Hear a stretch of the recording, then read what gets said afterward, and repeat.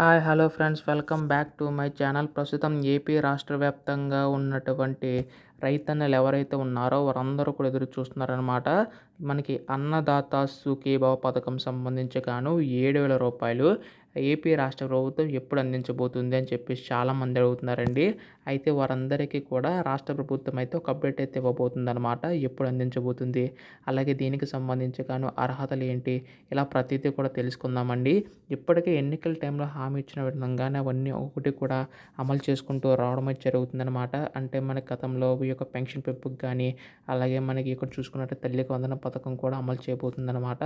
అలాగే ఉచిత సిలిండర్లకు సంబంధించి కూడా అమలు చేసిందండి. ఇలా ఒక్కొక్కటికి అమలు చేసుకుంటూ వస్తుంది కదా. అయితే ఇప్పుడు అన్నదాత సుఖీభవ పథకం సంబంధించి కూడా అమలు చేయడానికి అయితే సిద్ధమవుతుందండి. అయితే ఎప్పుడు అమలు కాబోతుందని చెప్పేసి చాలామంది రైతులు అయితే ఎదురు చూస్తున్నారు. వారందరికీ ఉపయోగపడేలాగా ఏపీ రాష్ట్ర ప్రభుత్వం అయితే శుభవార్త చెప్పబోతుందండి. అయితే ఎప్పటి నుంచి అమలు చేయబోతుంది అనే దానిపై కూడా ఈ వీడియోలో మనం పూర్తి స్థాయి సమాచారం తెలుసుకోవడానికి అయితే ప్రయత్నిద్దాం. వీడియోని అయితే ఎక్కడా కూడా ఆపకుండా చివరి వరకు అయితే చూడండి. అంతకంటే ముందు కొత్తగా ఎవరైనా మన ఛానల్ని చూసినట్లయితే దయచేసి వెంటనే ఛానల్ని అయితే సబ్స్క్రైబ్ చేసుకోండి మిత్రులారా. దీని ద్వారా నేను పెట్టే ప్రతి చిన్న లేటెస్ట్ అప్డేట్ కూడా మీరు ఎప్పటికప్పుడు మిస్ కాకుండా తెలుసుకోగలుగుతారు. అలాగే వీడియోకి అయితే లైక్ చేయండి, మరికొంతమందికి సమాచారం అయితే తెలుస్తుంది. ఇంకా ఆలస్యం చేయకుండా వీడియోలోకి అయితే వెళ్ళిపోదాం.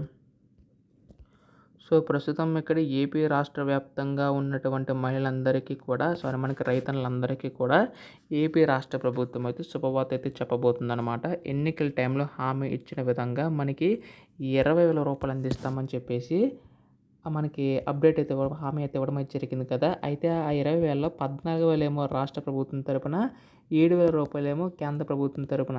అయితే ఈ యొక్క పథకం సంబంధించి కానీ 6,000 రూపాయలేమో కేంద్ర ప్రభుత్వం తరపున. అయితే ఇక్కడ మనకి చూసుకున్నట్లయితే కేంద్ర ప్రభుత్వం మనకి 6,000 రూపాయలు అనేవి అయితే మీ అందరికీ తెలిసిన విధంగానే 3 విడతల్లో విడుదల చేస్తుంటే, ఏపీ రాష్ట్ర ప్రభుత్వం కూడా 14,000 రూపాయలు 3 విడతల్లో విడుదల చేయడానికి అయితే సన్నాహాలు చేస్తుందన్నమాట. అయితే ఈ యొక్క పథకం మనకి గత నెలలోనే విడుదల చేస్తామని చెప్పేసి అన్నారు. కాకపోతే మనకైతే అప్డేట్ అయితే ఉందండి. అది ఏంటంటే మనకి పీఎం కిసాన్ పథకం సంబంధించి గాను 2,000 రూపాయలు అనేవి అయితే 20వ విడత కింద విడుదల చేయబోతుంది కేంద్ర ప్రభుత్వం.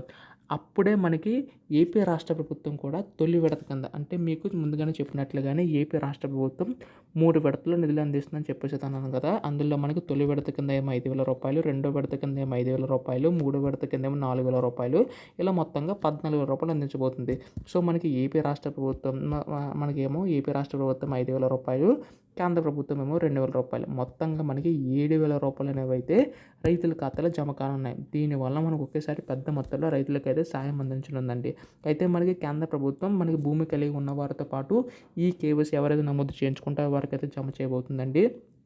ఇటు రాష్ట్ర ప్రభుత్వం ఏమో భూమి కలిగి ఉన్నవారితో పాటు కౌలు రైతులకి, అటవీ శాఖ భూములకి, దేవాలయ భూములకి వాళ్ళందరికీ కూడా మనకు నిధులన్నీ కూడా సమకూర్చి వారికైతే జమ చేయబోతుంది అనమాట.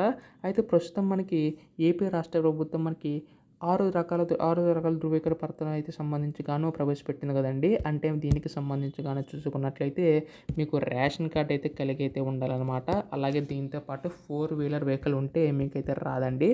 గవర్నమెంట్ ఎంప్లాయీ అయితే ఉన్నా కానీ వారికి అయితే రాకపోవచ్చు అనమాట. అలాగే మనకి ట్యాక్స్ పే చేస్తున్నా కానీ వారికి కూడా రాదండి.